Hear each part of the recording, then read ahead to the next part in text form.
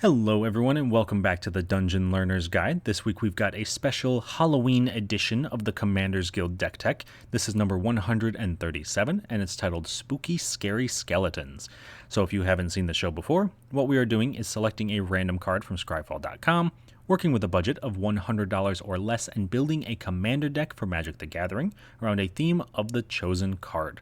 So this week, our random card was suggested to us by Stoic Deck Builder over on Reddit, and that is Skeletal Swarming. So Skeletal Swarming is 3 black-green for an enchantment. Each skeleton you control has trample, attacks each combat if able, and gets +X+O, where X is the number of other skeletons you control. Also, at the beginning of your end step, create a tapped 1/1 black skeleton creature token. If a creature died this turn, create 2 of those tokens instead. So Skeletal Swarming, as you may guess, is going to lead us down a skeletal pathway. We are going to be trying to play as many skeletons as possible. And so you may be asking, if we're playing skeletons, then what skeleton do we have in our command zone? And the short answer to that is, well, it's not a skeleton. But on the bright side, it is a demon dragon, which still feels in the flavor of Halloween.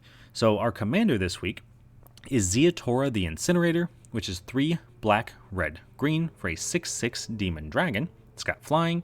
At the beginning of your end step, you may sacrifice another creature. When you do, Zeatora the Incinerator deals damage equal to that creature's power to any target, and you create 3 treasure tokens. So while Zeatora may not necessarily be a skeleton themselves, they are going to be incredibly friendly to our skeletons, because you'll notice Zeatora will sacrifice a creature and do damage equal to its power, and Skeletal Swarming is going to be pumping up our skeleton's power for each other skeleton in play. So with those two combined, we can actually dish out a ton of damage very, very quickly, both by attacking with our giant skeletons and then sacrificing them and throwing that damage wherever it needs to go. Then we've also got some treasures that we're making, so we can kind of keep that moving. So that is, of course, where we're starting with this deck, but we got to talk about some of the themes of this deck as well. So you may be able to guess our first theme is skeletons, and a good representative of our skeletons is Persistent Specimen, which is 1 black for a 1/1 skeleton. You can pay 2 and a black, return Persistent Specimen from your graveyard to the battlefield tapped. So nice and simple, we can kill it, it comes back, very easy to use, very good example of what skeletons do, because let's be honest, most of them are doing just that. They want to return from our graveyard to the battlefield.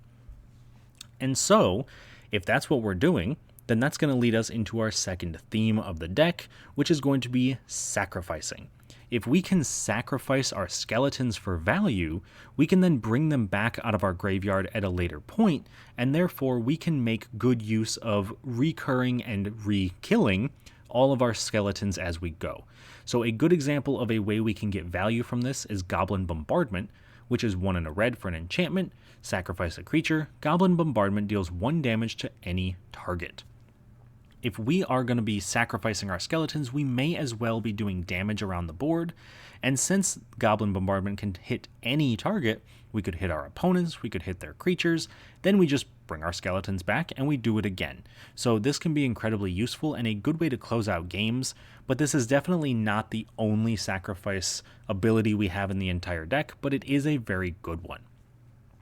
And then finally, our last theme is going to be Mass Reanimation. Yeah, we can kind of keep bringing our skeletons back over and over, but it's going to be a lot more useful if we just get them all back at once.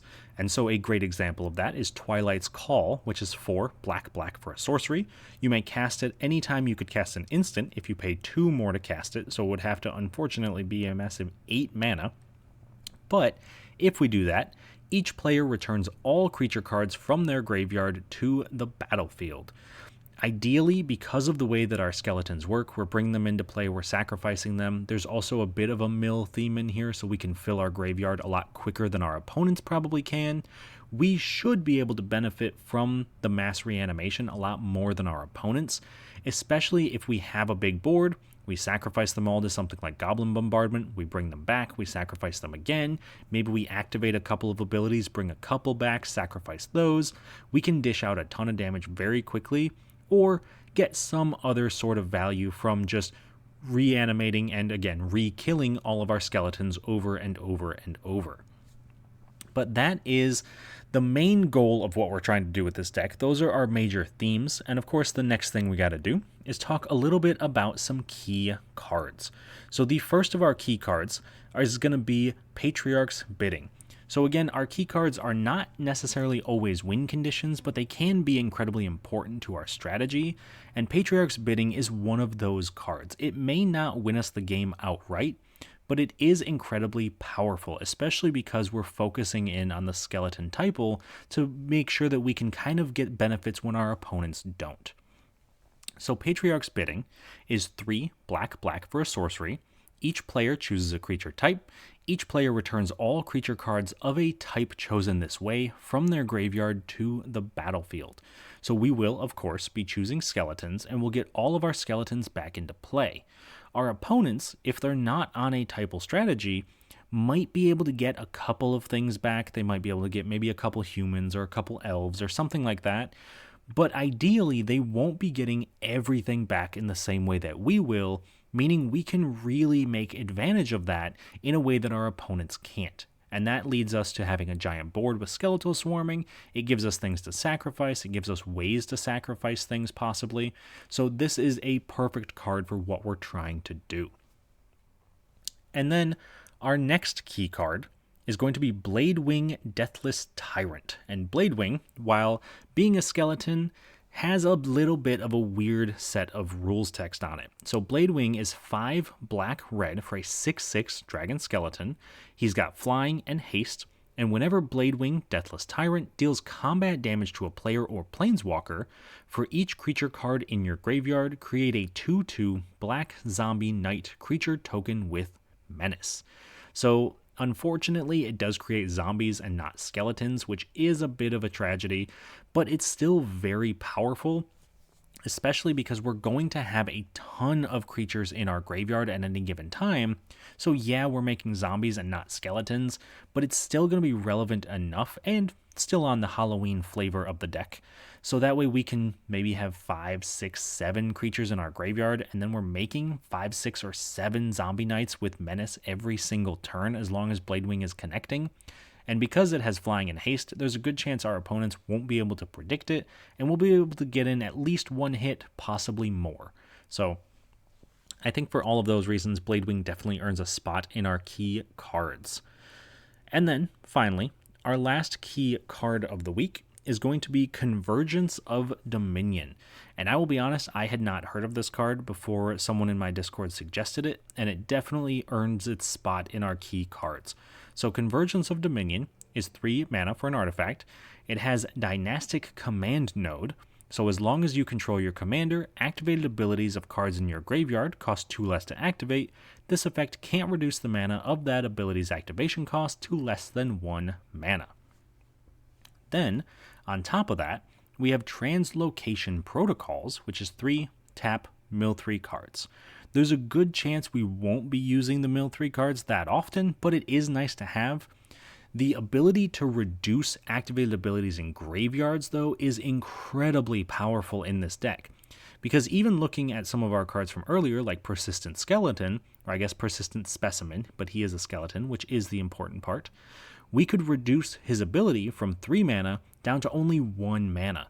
So if we could sacrifice it and bring it back for just 1 mana, we're able to sacrifice it as many times as we have black mana, meaning that we can do a ton of damage with Goblin Bombardment. Maybe we have something that's drawing us cards or letting us scry or something like that to make sure that we're really taking advantage of the sacrifice effect and then the ability to bring it back.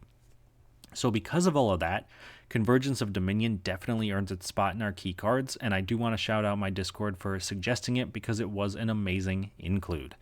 But those are all of our key cards for this week, and the next thing we're going to have to do is take a look at some cool interactions. These are the cards that synergize very well together, and similar to our key cards, they may not always be straight up win conditions, but they are going to push us toward a value piece or just kind of push us toward a win, maybe if they don't do it on their own. So the first of our cool interactions is going to be between Golgari Gravetroll and Dreadhound. So Golgari Grave Troll is 4 and a green for a 0/0 skeleton troll. Very important that it's a skeleton. Golgari Grave Troll enters the battlefield with a +1/+1 counter on it for each creature card in your graveyard, and pay 1, remove a +1/+1 counter from Golgari Grave Troll, regenerate Golgari Grave Troll, but the most important text on this card is Dredge 6. So what that means is that if we go to draw a card and the Grave Troll is in our graveyard, we can instead put the troll into our hand and then mill 6. And that is very relevant for this deck when we're trying to get stuff out of our graveyard. And it's even more relevant when we have something like Dreadhound in play, which, while not a skeleton, is once again a friend to the skeletons, and also very Halloween flavored. Dreadhound is 4 black for a 6/6 demon dog. When Dreadhound enters the battlefield, mill 3 cards, and whenever a creature dies or a creature card is put into a graveyard from a library, each opponent loses 1 life. So let's set the stage here with these two cards, right? If we have Grave Troll in our graveyard and we have Dreadhound on the battlefield, best case scenario here is we remove Golgari Grave Troll from our graveyard, put it into our hand, dredge 6, and maybe those 6 cards are all creatures. That means each opponent just lost 6 total life. And that is something that could be repeated every single turn because we have plenty of ways to get the Grave Troll back into our graveyard to just keep redoing that effect. And while that may not outright win us the game, there's a good chance it's going to put people's life totals low enough that some attacks with the Grave Troll or attacks with a Dreadhound could be enough to close things out. So I think that's very worthy of cool interaction number 1, but we do still have one more to talk about, and that is going to be between Death Priest of Mirkul and Gut True Soul Zealot. So Death Priest of Mirkul is 2 black for a 2/2 Tiefling Cleric. Skeletons, vampires, and zombies you control get +1/+1. At the beginning of your end step, if a creature died this turn, you may pay 1. If you do, create a 1/1 black skeleton creature token. Then, Gut is 2 and a red for a 2/2 legendary creature, Goblin Shaman. Whenever you attack, you may sacrifice another creature or an artifact. If you do, create a 4/1 black skeleton creature token with menace that's tapped and attacking. It also technically has choose a background, but that's going to be irrelevant for us because it's not our commander, but it is something to point out just in case you're a big fan of Gut. And the way that this is going to work, though, is if we have Death Priest of Mirkul, the zombies that Gut is creating are now 5/2s. The skeletons. I was reading the wrong part of the card there. The skeletons that Death Priest is going to create are going to be 2/2s, which is already pretty impressive. But if we're talking about the actual synergy between these two cards, we're talking about the fact that Death Priest will create a skeleton, which Gut can then sacrifice to upgrade into a 4/1, and then because a creature has died by the sacrificing of the creature, we can then make another skeleton at the end of our turn. So essentially, every single turn we're making a 1/1 skeleton and then upgrading that 1/1 into a 4/1 with menace. That doesn't seem that much powerful, but it's going to be incredibly powerful when we get to the end of this and all of a sudden we have an army of 4/1s that our opponents can't block effectively, but it's still going to close out the game. Whether we're sacrificing them or attacking with them, we just have a giant board full of skeletons that are going to be pretty difficult to deal with. So that is cool interaction number 2. And moving on, we get to one of the most interesting parts of the deck tech, at least to me, and that is the price of this deck. And this week, our deck actually is below the halfway point of our budget. We're below $50 at $49.63. And in this case, the most expensive card is actually going to be Lolth Spider Queen. Now, if you've seen any of the Aristocrat decks that I've built in the past, this is almost always just my first include. I absolutely love Lolth in Aristocrat strategies. She does everything you want her to do. She is 3 black for a 4 loyalty legendary planeswalker, Lolth. Whenever a creature you control dies, put a loyalty counter on Lolth Spider Queen. Then you can use her 0 ability, draw a card and lose a life. -3, create 2 2/1 black spider creature tokens with menace and reach. And -8, you get an emblem with whenever an opponent is dealt damage by 1 or more creatures you control, if that player lost less than 8 life this turn, they lose life equal to the difference. So the main reason I put Lolth in almost all of my aristocrat strategies is because one, she can make 2 creatures immediately when she comes in, which is very powerful, and she doesn't die when she does it, which is also very powerful. But she also can draw cards, make us lose life, which we don't really want, but it's just a natural side effect. And then she's just going to naturally get loyalty counters because stuff is just gonna be dying. That's just kind of the nature of an aristocrat style deck. And if things are just dying, there's a good chance we can continuously make some spiders. There's a good chance we can keep her on the board to keep drawing cards. And maybe once in a while we get super lucky and we get her -8 and we get the emblem. And now all of her skeletons, even if they're just 1/1s, are doing 8 damage, and that really changes the course of a game. So I do really like Lolth, as you may be able to tell. I will talk her up all day, and I think she definitely deserves a spot in here. But if you do need to trim the price of the deck just a little bit, cutting her out drops it to about $45, which is a lot more manageable than $50, even though it's still pretty low on our budget scale. On the other hand, though, if you're looking for a card to put into the deck that would be, well, normally I would say out of budget, but in this case it's not technically out of budget, it's just a card that I didn't really want to spend the money on, I've got an upgrade for you and the card that I would replace with it, and this week our suggestion is Kindred Summons. Most of the time, you see Kindred Summons in like token strategies, things that want to go wide, and we don't necessarily want to go super wide, but we do have a way of going wider than you might expect given the fact that we're a skeleton deck.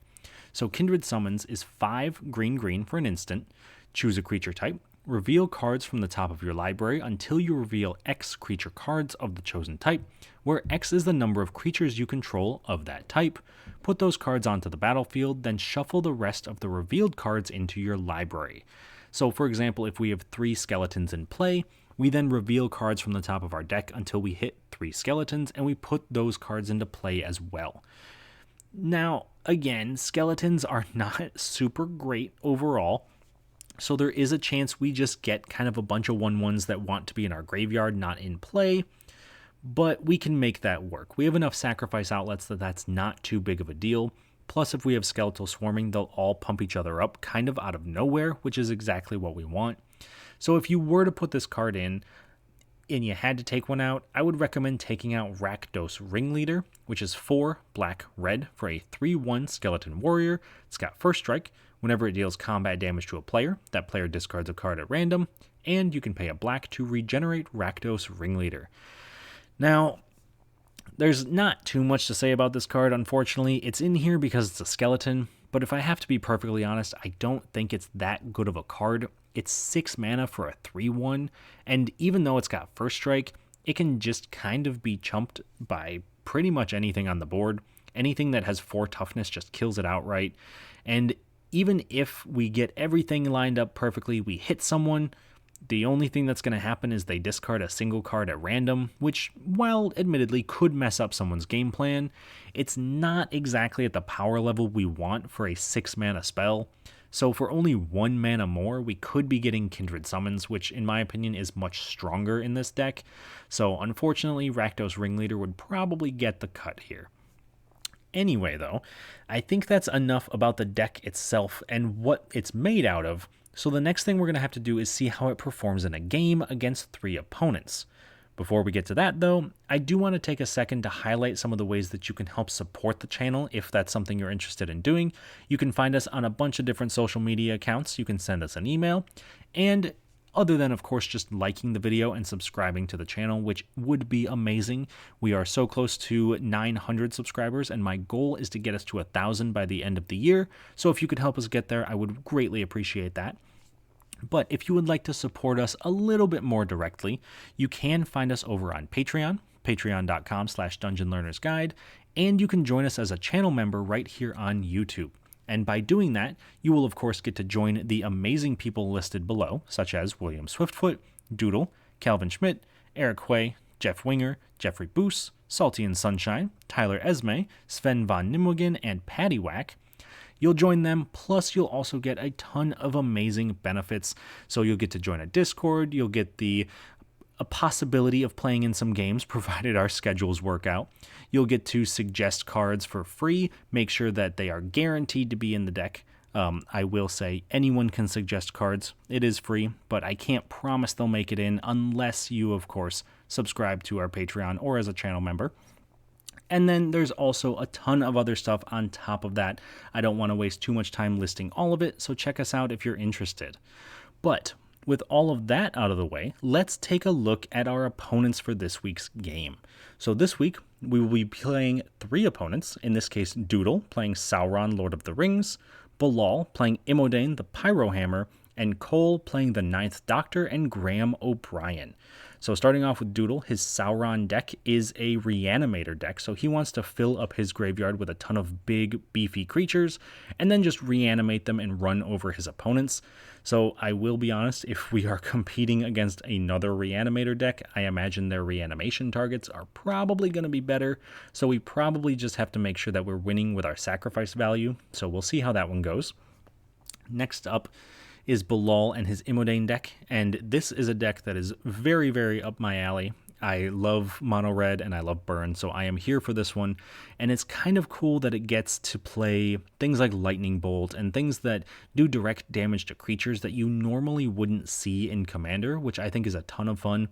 I don't quite know how it's going to go because honestly, I've never played against it or anything even similar to it, so I'm very interested to see how it goes, and I am very excited for that. And finally, we have Cole, who is over here representing Doctor Who with the Ninth Doctor and Graham O'Brien. So this is an Upkeep Matters style kind of deck, so he wants to get as many upkeep steps as possible. You would not believe how many times I had to re-record that because I kept missaying upkeep step. Yeah, surprisingly a tongue twister for me. But the Ninth Doctor gives him an additional upkeep, and then he's going to play around with things like Cascade, and he wants to play around with things like Suspend, which is then where Graham comes into play, because Graham is going to be making him a food token when he casts a spell from anywhere other than his hand. So he gets the additional upkeep triggers, he gets the additional food triggers from casting stuff, and I'm sure there's a ton of value just kind of floating around. So I am super excited for this game. I hope you all are as well. Let me know down in the comments which of these opponents you think might be the toughest for our deck to face. I think my money might be on Sauron, but I could be convinced of any of the others as well. So let me know what you think. Let me know if you have any suggestions for future videos, and I will talk to you all once the game is done. At the start of the game, I go first, followed by Doodle, Bilal, and then Cole. On my first turn, I play a Swamp and cast Cult Conscript. Doodle plays an Evolving Wilds, sacrificing it to search his library for a basic land, putting it into play tapped. Bilal plays a Mountain. Cole plays a Storm-Carved Coast. I play a Temple of Malady, scrying 1, then I attack Bilal for 2, and in my second main phase I cast Viscera Seer, letting me sacrifice a creature to scry 1.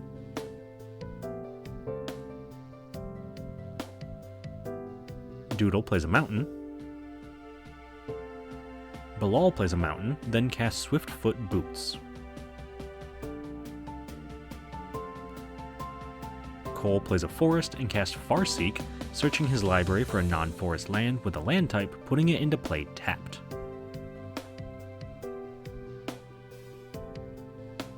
I play a Mountain, then I attack Cole for 2 and Doodle for 1.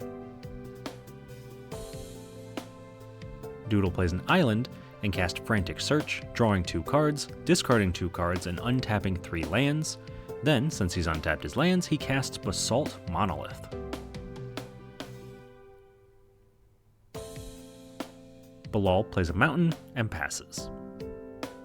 Cole plays a Rockfall Vale, then casts Talisman of Curiosity, and also casts his commander Graham O'Brien, letting him make a food token whenever he casts a spell from anywhere other than his hand. At the end of turn, I cast Roiling Regrowth, sacrificing a swamp and searching my library for 2 basic lands, putting them into play tapped.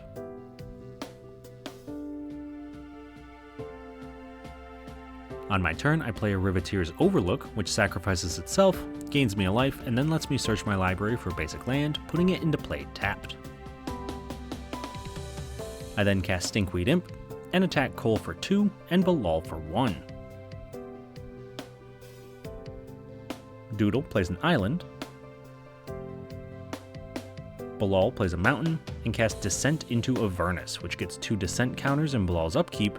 Then each player makes treasure tokens and takes damage equal to the number of counters on the descent. Cole plays a mountain and casts his commander, the Ninth Doctor, which gives Cole an additional upkeep whenever he untaps in the untap step. He then attacks Bilal for 2 with the Doctor since he has haste, and in his second main phase, suspends Ancestral Vision with 4 time counters on it. In my upkeep, I sacrifice Stinkweed Imp to scry 1, then when I draw for turn, I use the Imp's Dredge 5 ability from my graveyard to return it to my hand and then mill 5 cards. After that, I play a Swamp and recast the Stinkweed Imp, then I move to combat, attacking Doodle for 3, and at the end of turn, Doodle casts Big Score to discard a card, draw 2 cards, and make 2 treasures.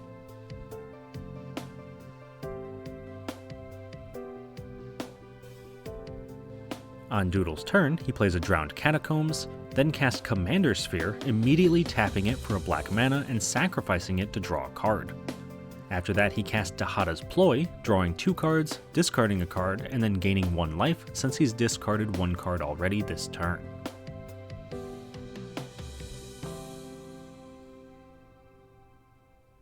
In Bilal's upkeep, he puts 2 counters on Descent into Avernus, doing 2 damage to each player and letting everyone make 2 treasure tokens. He then plays a mountain and casts his commander, Imodain the Pyrohammer, letting him do damage to each opponent equal to the damage done to a single creature that he targets with an instant or sorcery. He immediately equips her with the Swiftfoot Boots, giving her hexproof and haste.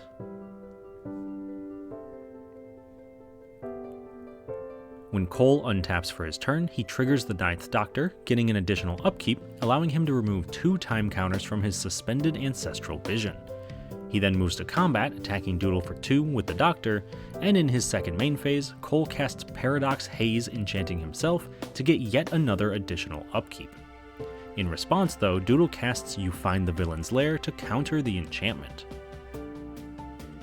Once that's resolved, Cole casts Arcane Signet, then at the end of turn, I sacrifice Stinkweed Imp to scry 1, and then also sacrifice Cult Conscript to scry 1 again, and finally, since a non-skeleton creature died under my control this turn, I can pay 2 mana to activate Cult Conscript's ability from the graveyard, returning it to the battlefield tapped. When I draw for my turn, I instead dredge the Stinkweed Imp, returning it to my hand and milling 5. Then I play a Forest and cast my commander Ziatora the Incinerator, letting me sacrifice a creature in my end step to do damage to any target equal to the sacrificed creature's power, also making 3 treasures. I move to combat, attacking Cole for 2 and Doodle for 1, then in my second main phase I recast the Stinkweed Imp, and in my end step I sacrifice the Imp, doing 1 damage to Bilal and making 3 treasures.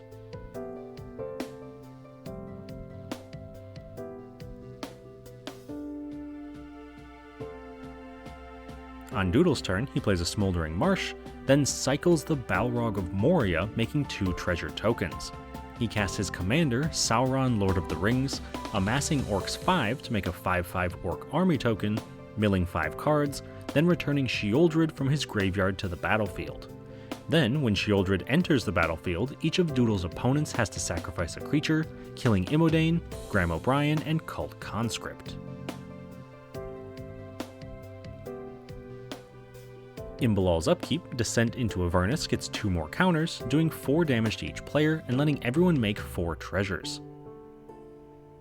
After that, he plays a mountain and recasts his commander Imodain, also re-equipping her with the Swiftfoot Boots to give her haste and hexproof. After that, he casts Fire Servant, doubling the damage that his instants and sorceries would do.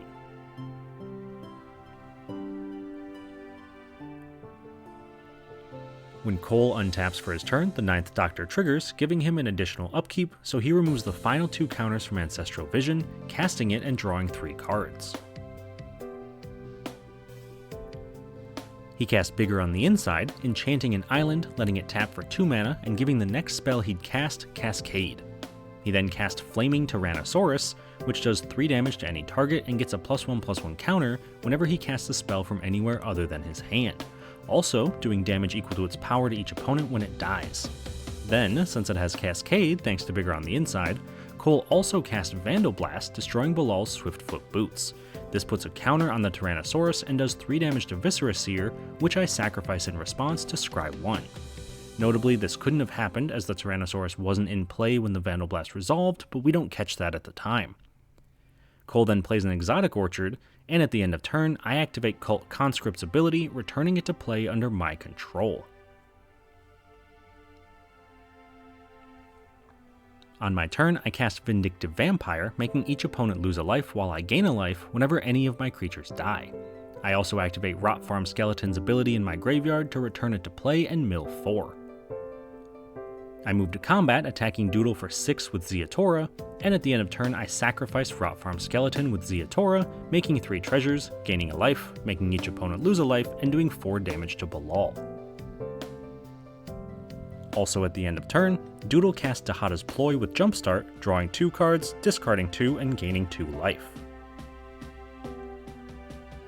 On Doodle's turn, he plays a Swamp and activates Sheoldred, exiling her and returning her to the battlefield transformed into the True Scriptures, destroying 1 creature for each opponent, destroying Imodane, Flaming Tyrannosaurus, and Ziatora. Since 2 commanders died, Sauron triggers 2 times, having Doodle be tempted by the ring twice, and choosing his Orc army as his ring bearer. Then each of Cole's opponents takes 6 damage for the Tyrannosaurus dying. Once all that resolves, Doodle casts Stitch Together, returning Burning Room Demon from his graveyard to the battlefield, searching his library for 2 cards when it enters, then an opponent, in this case me, chooses one to put into his hand and the other to his graveyard. This ends with Doodle putting Blasphemous Act into his hand and Victimize into his graveyard. He then attacks me for 5, but I block with the Cult Conscript, killing it. At the end of turn though, I activate Cult Conscript's ability, returning it to play from my graveyard, and also activate Carionet's ability, exiling it from my graveyard and Sauron unless Doodle pays 2 mana, which he's unable to do. In Bilal's upkeep, Descent into Avernus gets 2 more counters, doing 6 damage to each player, letting each player make 6 treasure tokens. He then casts Sol Ring and recasts his commander Imodane, then also casts Exquisite Firecraft, doing 4 damage to the 9th Doctor, which is doubled to 8 with Fire Servant, killing Cole's commander, and then Imodane also does 8 damage to each opponent. He moves to combat, attacking me for 4 with Fire Servant, but I block with Vindictive Vampire, killing it and taking no damage.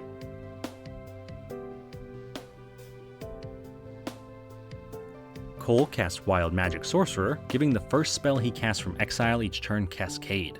He also casts Quantum Misalignment, creating a token copy of Wild Magic Sorcerer, and this also gains Cascade thanks to Bigger on the inside, cascading into the TARDIS, which, since it was cast from exile, triggers Wild Magic Sorcerer and cascades again, this time cascading into Dragon Master Outcast. Once all that resolves, Cole casts Cursed Mirror, entering as a copy of Burning Rune Demon, letting him search his library for Descent into Avernus and Quakebringer, with Bilal choosing to have him put the Descent into his hand and the Quakebringer to the graveyard. Then Cole casts his own Descent into Avernus, and moves to combat, attacking Bilal for 6 with his copy of the Demon. At the end of turn, I activate Clattering Augur's ability from the graveyard to return it to my hand.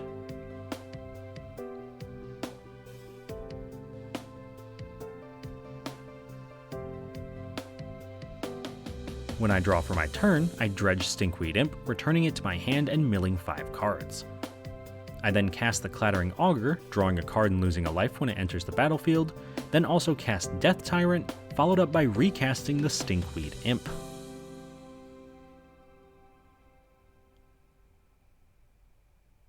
When Doodle draws for turn, the True Scriptures moves to Lore Counter 2, making each opponent discard 3 cards and mill 3 cards. After that, Doodle casts Blasphemous Act, doing 13 damage to each creature, wiping the board. Following that up, he casts Windfall, making each player discard their hands and then draw 5 since Doodle has the most cards in hand, which is 5. He also recast his commander Sauron, making another 5/5 Orc army, milling 5 cards, and returning the Balrog of Moria from his graveyard to the battlefield. Since the Balrog has haste, he's able to attack me for 8, and finally, Doodle casts Victimize, sacrificing his army to return Nezahal, Primal Tide, and Burning Rune Demon from his graveyard to the battlefield, and when the demon enters, he searches his library for 2 cards, and Bilal chooses to have him put Rise of the Dark Realms into his hand and It That Betrays into his graveyard.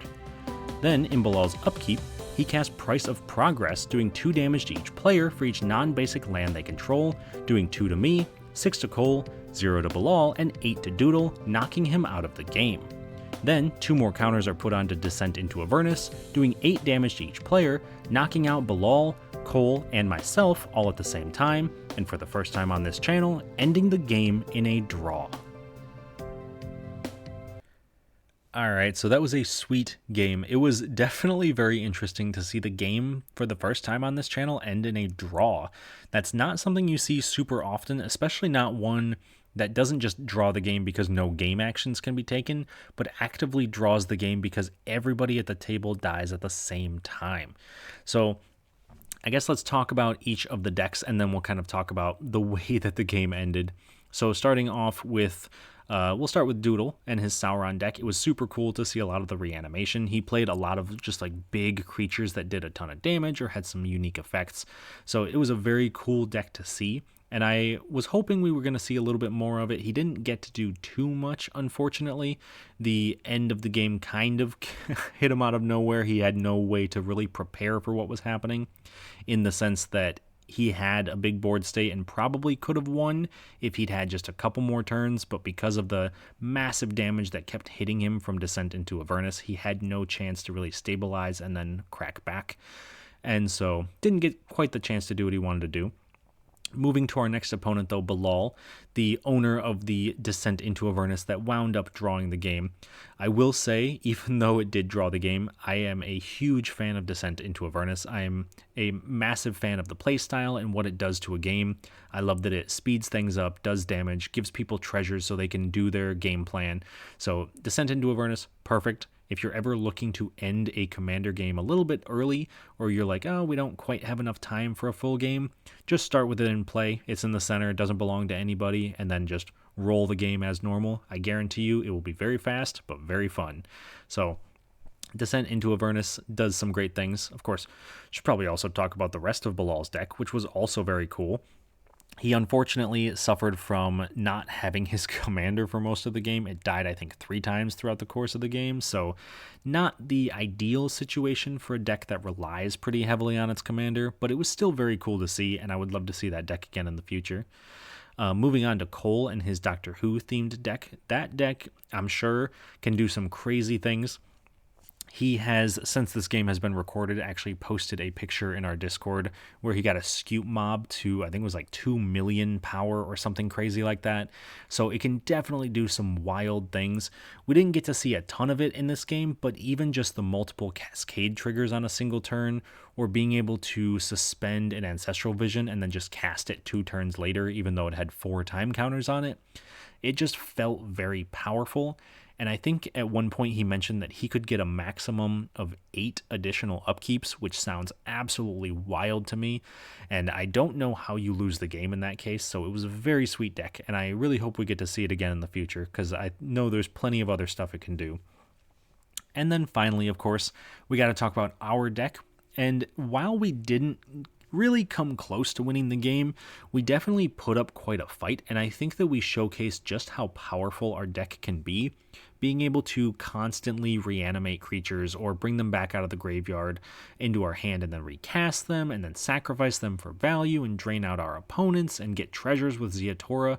We really had several good engines going throughout the course of the game. We just couldn't quite find a payoff. I think the main payoff we were probably looking for was Skeletal Swarming, and we just couldn't quite find it. So a very cool showing by our deck, and I think that maybe with a couple of small upgrades or a small tweaks, it could be very good and very powerful. So let me know down in the comments if you think there's any cards that should be added to the deck, or if there's any tweaks you think I could make, because I would love to keep kind of playing with this deck. I'm very interested to see where it can go. So let me know what you all think. Let me know if there's any other cards you would like to see. Like I said, you are welcome to suggest cards. I will do my best to get to all of them. But if you do want to guarantee that I get to your card, that's where you got to find us on Patreon and here as a channel member on YouTube. So with all of that being said, please do like the video, subscribe to the channel, help us get to 1,000 by the end of the year, and I will see you all on the other side of the Dungeon Learner's Guide.